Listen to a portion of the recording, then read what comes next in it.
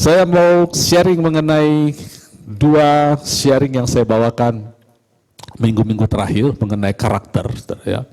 Waktu itu saya buka dengan bahwa Allah menciptakan kita dengan image dan likeness supaya kita mendominasi, menguasai bumi. Menguasai itu bukan menguasai orang lain, menguasai kehidupan kita, interaksi kita dengan makhluk-makhluk hidup semua. Ya. Kemudian image dan likeness itu jatuh karena kejatuhan manusia, otomatis dominasinya jadi ngawur gitu ya. Dominasi ini adalah keinginan menguasai. Sehingga kalau tidak heran kalau sekarang muncul istilah harta, takhta, dan wanita, itu adalah manifestasi dari dominasi manusia.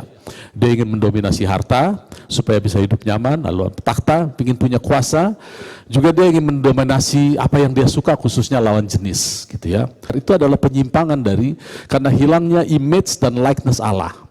Jadi setelah Kristus datang mengembalikan semua itu supaya image dan likeness Allah kembali, dominasi itu jadi benar lagi gitu ya. Dominasi ini di dalam perjanjian baru dipakai istilah kerajaan atau kingdom atau basileia. Yesus itu membawa grace, kasih karunia, dan truth. Ya, tidak sendiri. Grace adalah hidup, dia membawa satu kehidupan, yuk hidup sama aku, kata Tuhan gitu ya. Tapi bukan sekedar hidup saja, bukan hanya hidup di bawah pengampunan saja, tetapi hidup di bawah pembentukan dari perkataan Kristus yang disebut truth. Itu selalu harus satu paket. Tujuannya apa? Karena Alkitab mengajarkan berkali-kali, saya sudah bagikan juga di tempat ini, bahwa yang namanya kasih karunia atau grace itu selalu berdampingan dengan glory, kemuliaan. Selalu. Waktu Musa mengatakan kepada Allah, tunjukkanlah kemuliaanmu kepadaku. Baik, aku akan tunjukkan kemurahanku. My goodness akan lewat di depanmu. Jadi waktu Musa meminta kemuliaan, Allah memberikan kemuliaan dan grace, kasih karunia. Kemudian, beberapa tahun kemudian, bangsa Israel berbuat dosa. Lalu Musa minta gini, Tuhan, Engkau kan Allah yang baik. Tunjukkanlah kebaikanmu, kasih setiamu kepada bangsa ini. Baik, aku akan tunjukkan kasih setiaku, tetapi demi namaku aku akan tunjukkan kemuliaanku. Jadi selalu berdampingan grace dan kemuliaan. Apa itu kemuliaan? Kemuliaan adalah natural Allah. Sehingga pada waktu Paulus memberitakan Injil kasih karunia, Paulus mengatakan kita mengakses kasih karunia oleh iman, kita juga mengakses hidup dalam damai sejahtera bersama Allah oleh iman.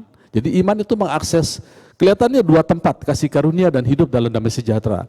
Tapi iman kan hanya satu. Belief system Allah cuma satu. Allah itu Esa dan Kudus, tidak macam-macam. Jadi yang namanya kasih karunia adalah hidup di dalam damai sejahtera dengan Allah. Sehingga di dalam kasih karunia ini kita bermegah untuk menerima kemuliaan. Jadi selalu grace dan glory itu bersamaan.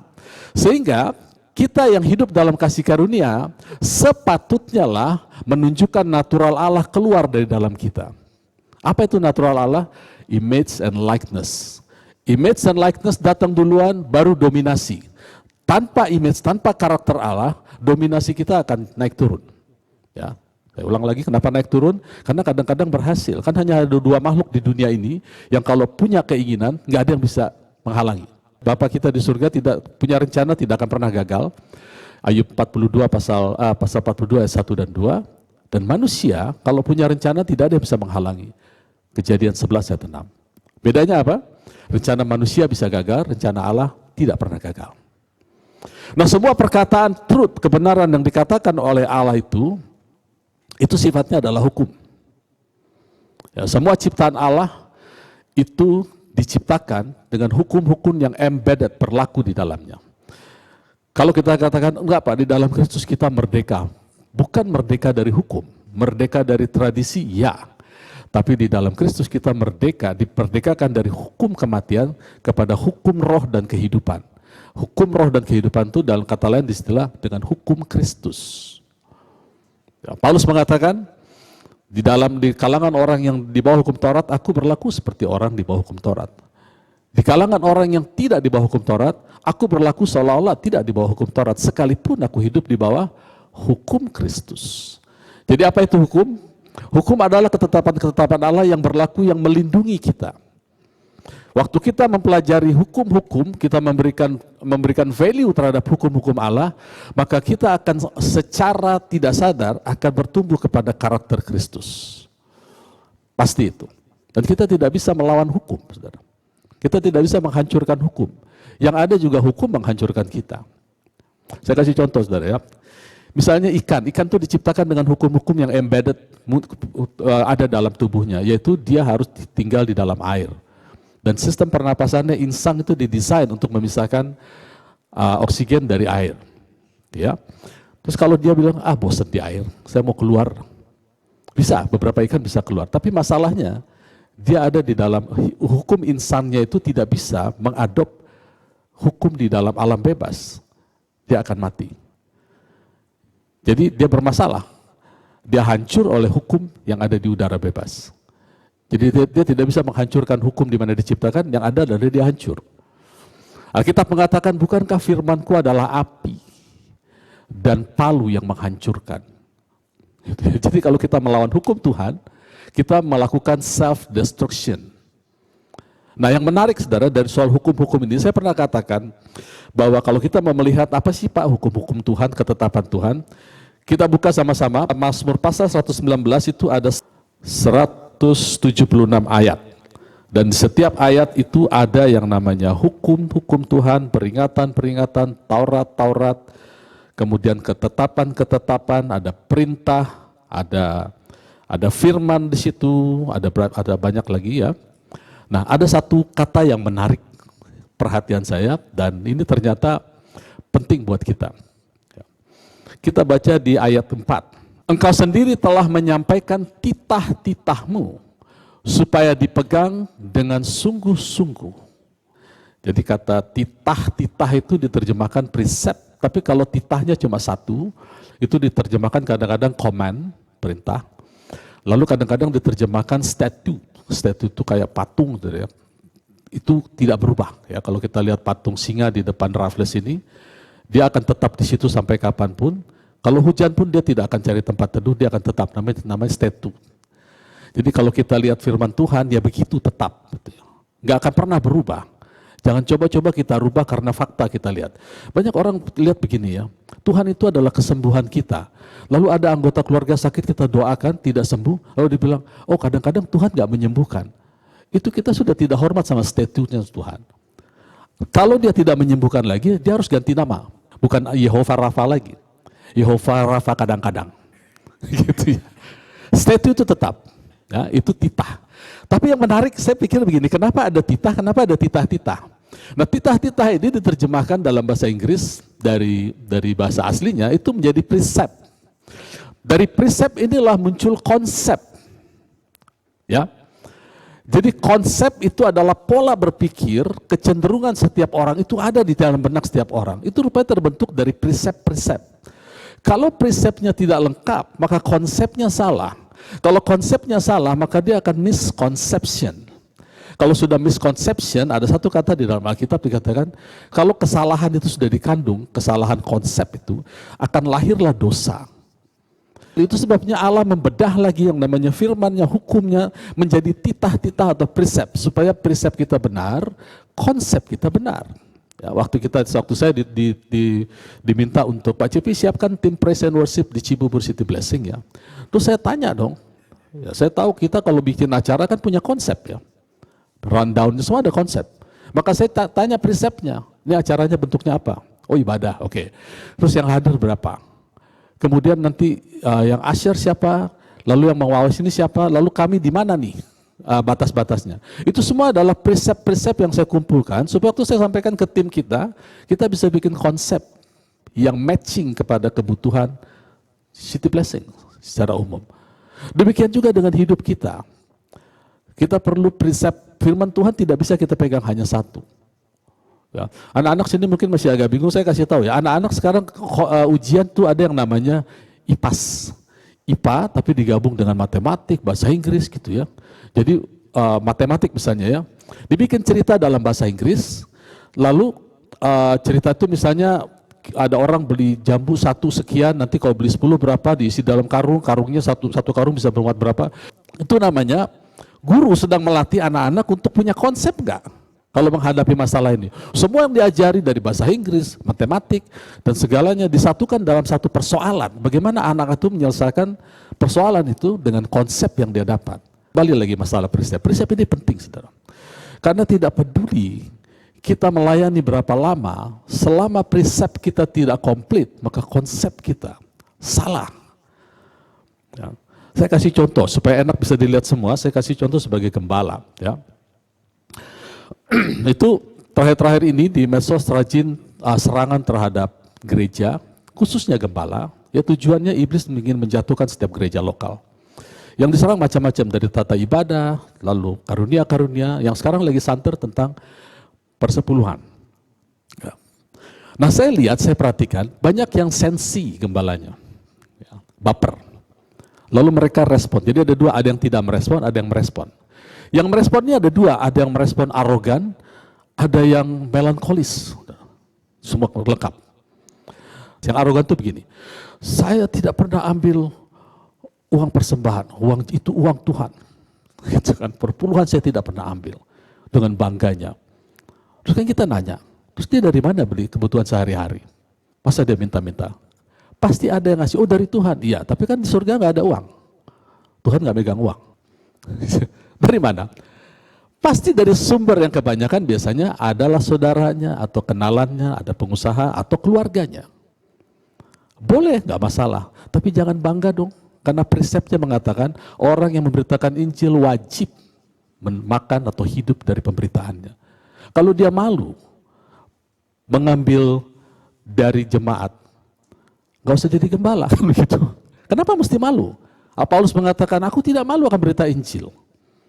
Nah itu yang arogan. Yang melankolis lain lagi, saudara, nangis di TikTok. Saya dengar gitu ya, saya gak pernah ambil uang jemaat, saya tulus, saya pingin punya, tapi Tuhan bilang jangan, anakku itu uang jemaat. Saya gak percaya itu Tuhan yang ngomong. Orang Tuhan punya prinsip di sini.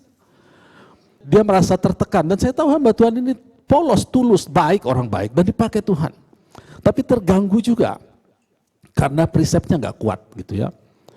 Terus saya ingat tempat ini kita punya rekan di Papua, baru menikah kemarin.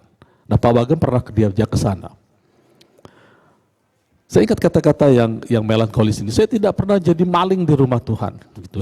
Terus saya ingat cerita pendeta teman kita di Papua di pedalaman, gerejanya mewah, sekarang dibangun miliaran.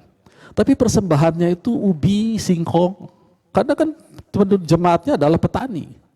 Ada uang nggak Pak Wagem? Sedikit sekali uang. Kebanyakan singkong, ada fotonya, tadinya saya mau minta untuk tunjukkan. Terus apakah dia bilang, saya tidak pernah maling singkong di rumah Tuhan? Kan nggak mungkin begitu saudara. Artinya dia terima itu sebagai pola hidupnya, cara hidupnya. Nah, Tuhan juga supply dia dengan itu. Nah kenapa hamba-hamba Tuhan ini bisa bereaksi macam-macam? Saya percaya, ini senior semua yang saya bicarakan.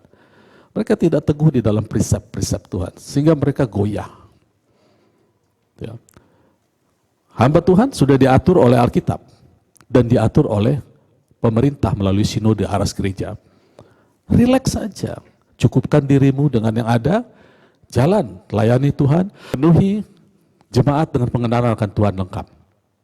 Selesai. Gitu kan? Gak usah direspon. Paulus itu pernah menghadapi satu jemaat yang sedang konflik, yang jatuh ke dalam dosa menjadi manusia duniawi, yaitu Korintus. Ada 3 atau 4 surat Korintus, tapi cuma yang terdokumentasi hanya 2, 1 Korintus dan 2 Korintus. Nah di 1 Korintus dikatakan begini, bahwa setiap pemberita Injil itu harus hidup dari berita Injilnya, itu kata Paulus. Tapi dia sedang menghadapi jemaat yang sedang bermasalah, Korintus kan. Terus dia katakan begini, aku tahu aku punya hak, tapi aku tidak pakai hakku. Ya. Dia bilang, di mana ada prajurit berperang yang memakai biaya sendiri? Komandannya kasih biaya, kan nggak ada. Gitu. Lalu Paulus bilang, aku tidak akan pakai hakku, sekalipun aku berhak mendapatkan tunjangan dari Korintus, tapi aku tidak akan pakai. Karena bagiku celakalah kalau aku tidak memberitakan Injil. Aku tidak akan pakai daripada mati, karena kemegahanku. Gitu kan? Itu di 1 Korintus. Kemudian setelah itu dia tulis surat. Jemaat Korintus bertobat, dia tulis surat begini. Kamu tahu nggak waktu aku melayani kamu? Bukan aku menganaktirikan kamu dengan tidak mengambil tunjangan dari kamu. Ada jemaat Makedonia yang memaksa aku dalam kekurangan, dalam masalah mereka memaksa aku mengambil bagian, memaksa dirinya mengambil bagian dalam pelayananku.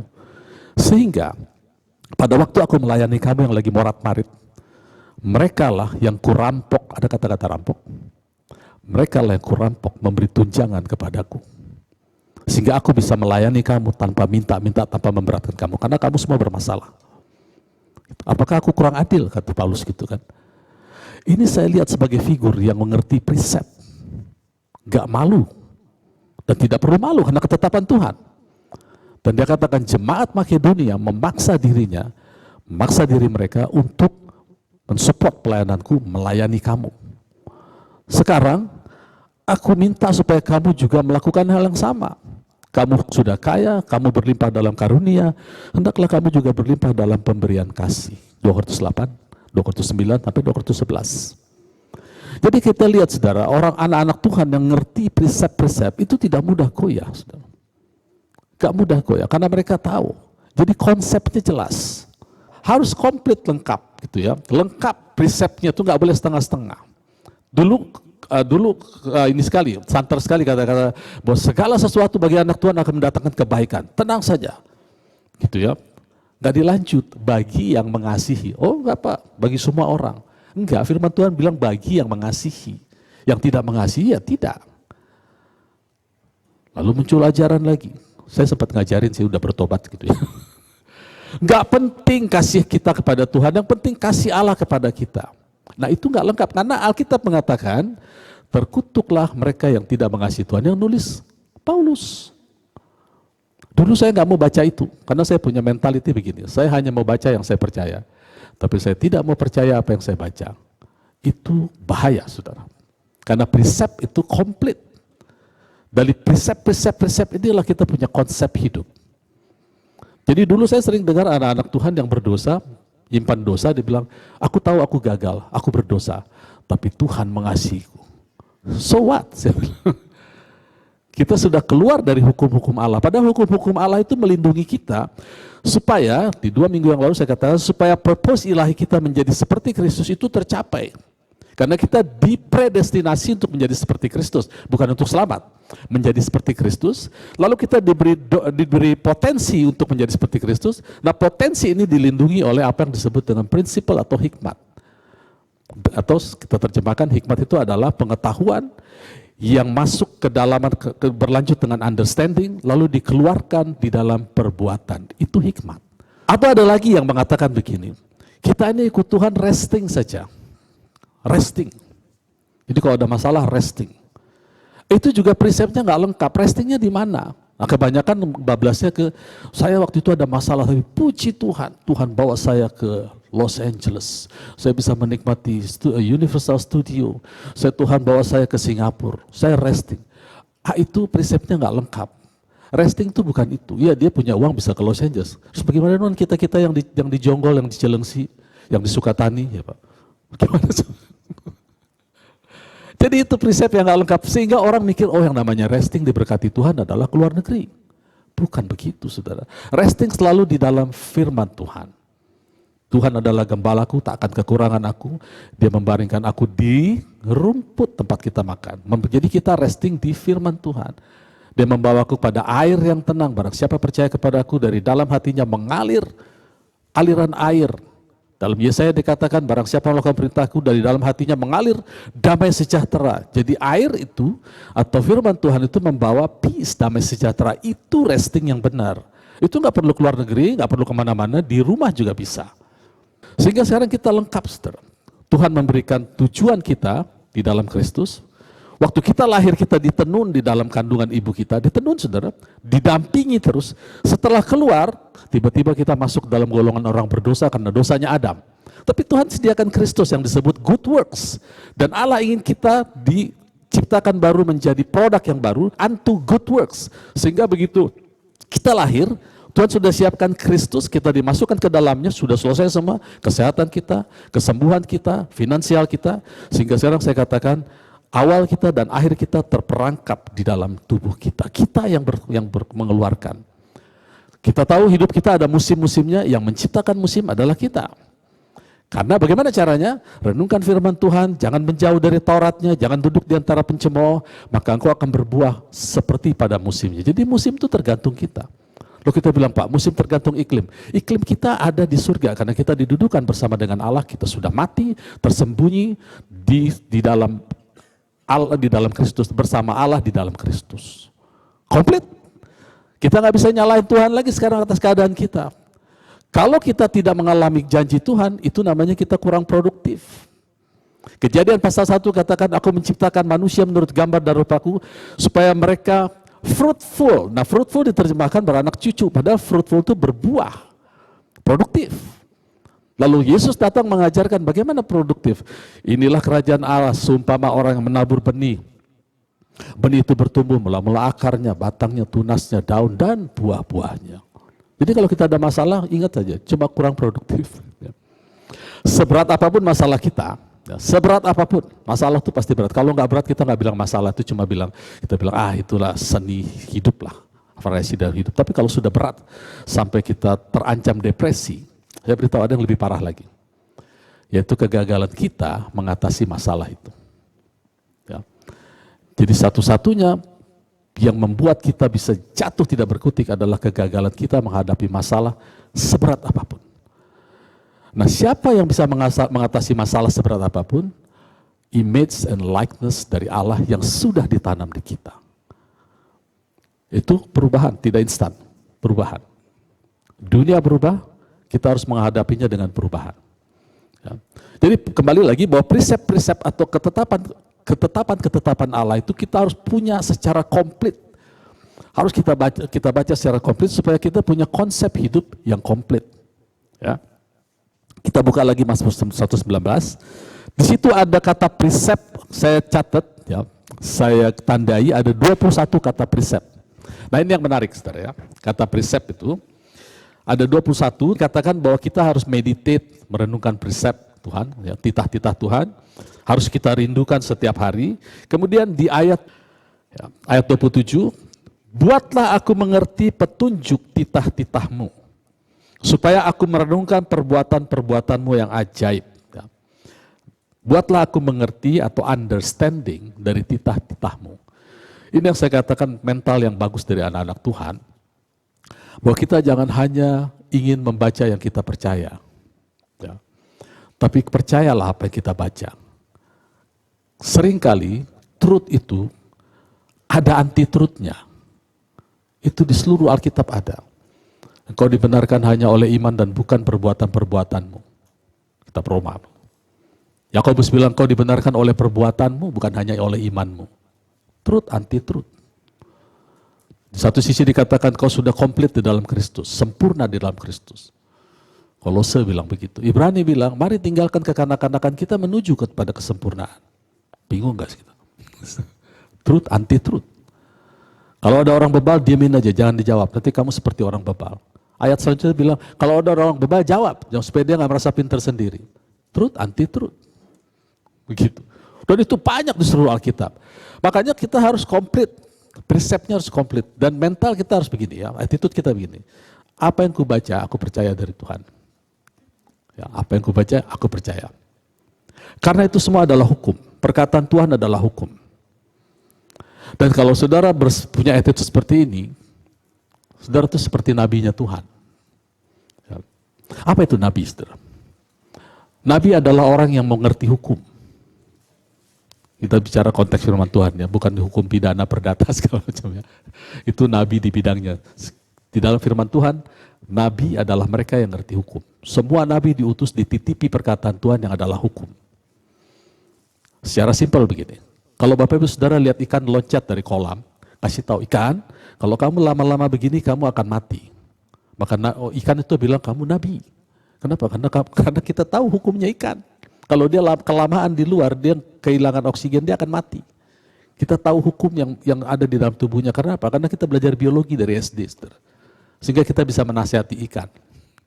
Masuk lagi ke kolam, masuk gitu. Oh, nabi gitu. Gitu ya. Jadi orang tua kalau ngomong sama anak-anak dengar orang tuanya itu nabi kalau yang diomongin firman, ya. Kalau yang diomongin begini misalnya. Nah, tahu nggak dalam setiap keluarga tuh ada aja satu orang yang ampas, itu bukan nabi itu. Dia itu diterima lagi sama anak-anak. Aduh, aku dikatain ampas, saya nih ampasnya. Ya salahnya sendiri, bukan salah orang tua. Kan kadang-kadang kita diajari begini ya, orang tua jangan ngomong sembarangan. Amin. Ya, saya tidak ngomong sembarangan.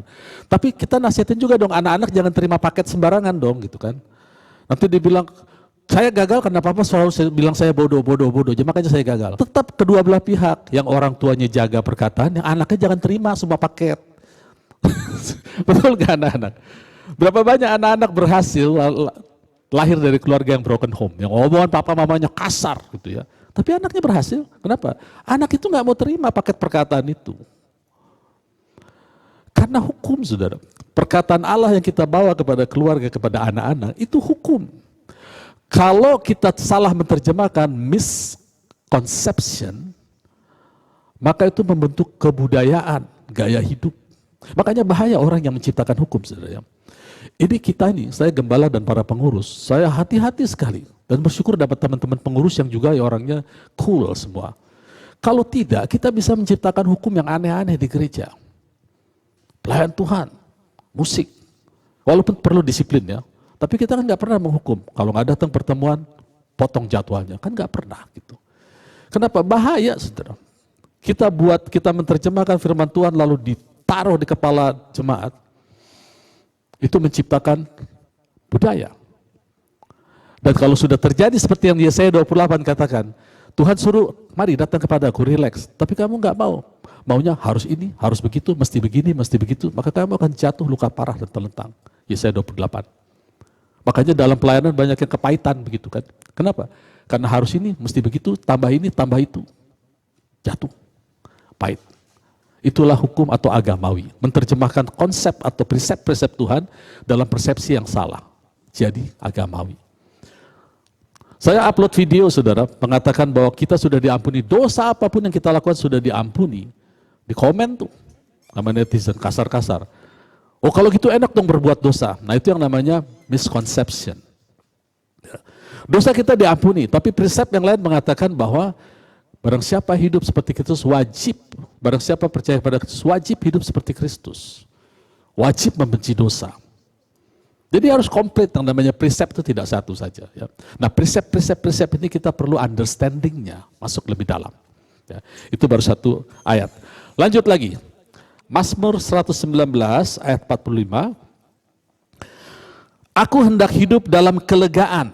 Bahasa Inggrisnya bilang, I will walk at liberty. Kebebasan, kemerdekaan. Sebab aku mencari titah-titahmu, for I seek your precept. Jadi kalau Bapak Ibu Saudara ingin bebas hidup, bebas akan dakwaan orang, akan apapun, carilah titah-titah Tuhan. Kita ini adalah ciptaan Allah, kita ini adalah produknya Allah. Okay. Diciptakan untuk masuk ke dalam pekerjaan Kristus. Jadi kita semua produk. Tidak satu produk pun berhak mengomentari produk. Produk itu harus dikomentari oleh manufaktur. Ini dia manufakturnya. Jadi ketika orang mengomentari kita, kegagalan kita, kesalahan kita, tutup kuping. Karena mereka nggak punya hak. Kecuali dia mengomentarinya dengan prinsip-prinsip. Itu yang disebut dengan segala tulisan diilhamkan Allah bermanfaat untuk memperbaiki kelakuan, memperbaiki doktrin. Boleh. Tapi kalau sekedar mengomentari tanpa memberikan jalan keluar, mereka tidak punya hak. Ya. Jadi jangan dengarkan itu. Produk tidak punya hak terhadap produk yang lain. Lanjut lagi. Ayat 69. Kita buka ayat 69. Bagaimana dia bunyinya? Orang yang kurang ajar menodai aku dengan dusta. Tetapi aku dengan segenap hati, aku akan memegang titah-titahmu. Dusta ini maksudnya begini, bahwa ketika kita mengalami masalah, katakanlah sakit, penyakit ya. Dan penyakit itu sudah akut, menahun, dan itu keturunan, sudah turunan. Lalu kita menerima konsep itu, iya saya memang dari keturunan saya sakit ini, jadi kelihatan masalah saya di sini. Itu dusta. Dusta itu adalah segala sesuatu yang tidak sama dengan firman Tuhan. Karena firman Tuhan katakan oleh bilur-bilur Kristus, kita sudah sembuh. Kita harus ambil. Jangan diam, kalau diam aja kita nggak ngambil namanya. Berkata-kata, ucapkan firman, kita harus ambil karena itu dusta. Nah perkataan itu sering diterima oleh anak-anak Tuhan yang mengalami masalah atau kemalangan. Bagaimana cara lepasnya? Di sini dikatakan, aku akan menerima, aku tetap keep thy precept. Oke? Anak-anak kalau dikatai gagal, diolok-olok gagal oleh teman-temannya, tidak, di dalam Tuhan hidupku akan sukses. Gak peduli apa masalahku, tidak peduli apa yang terjadi dalam keluargaku, tidak peduli aku dari tamatan mana sekolahnya, yang aku tahu masa depanku indah. Itu artinya kita ngerti precept. Gak usah takut. Ya. Maju terus, ubah keadaan kita. Lanjut lagi, ayat 87.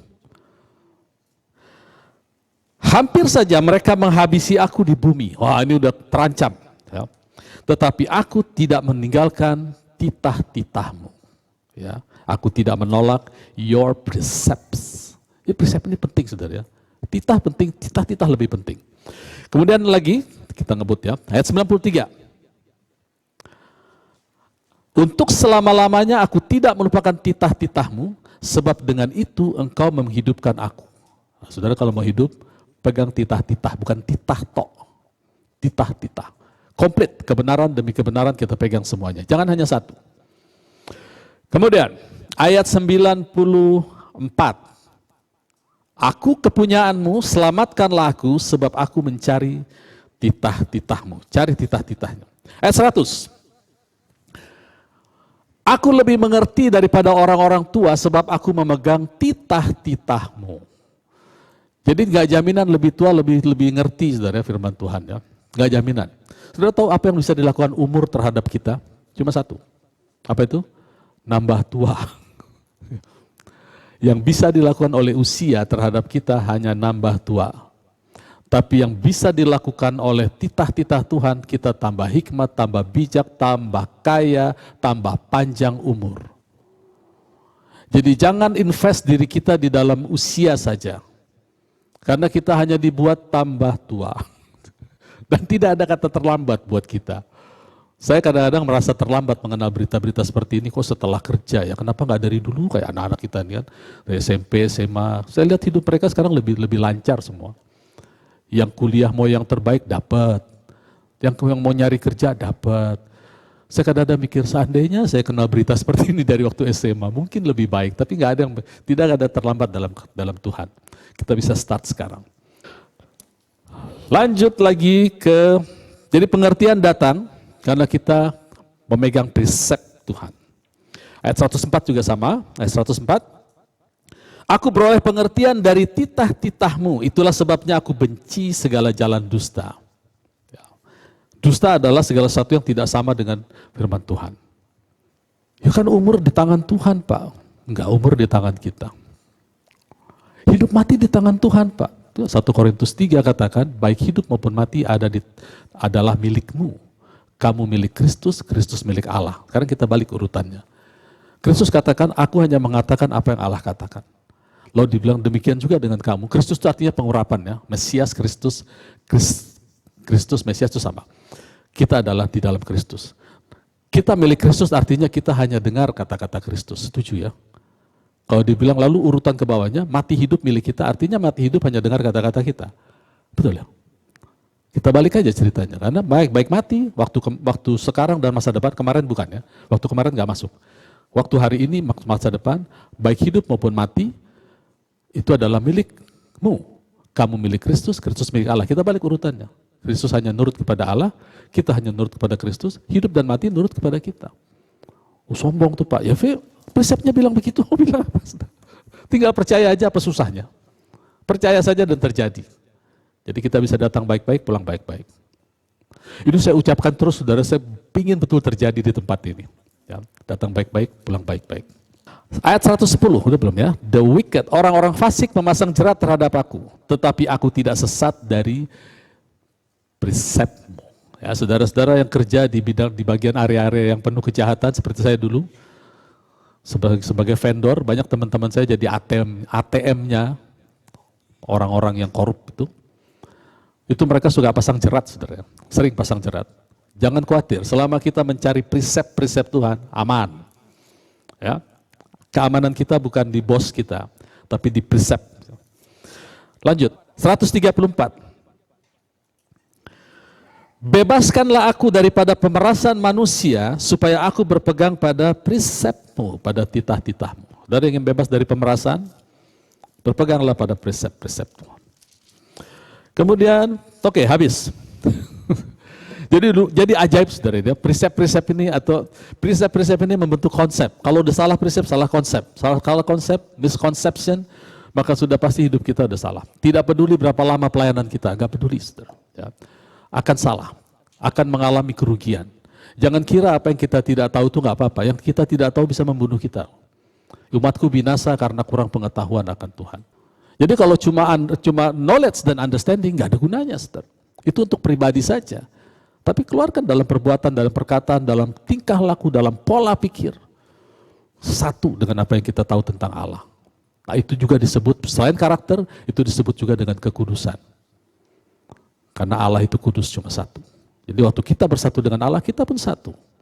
Di balik pakaian kita, di balik pangkat kita, jabatan kita, cuma ada satu orang. Namanya Kristus. Itu sebabnya Paulus mengatakan, Christ in you, the hope of glory. Hidupku sudah mati, Kristus yang hidup di dalamku. Amin. Puji Tuhan. Kita akan melakukan perjamuan kudus.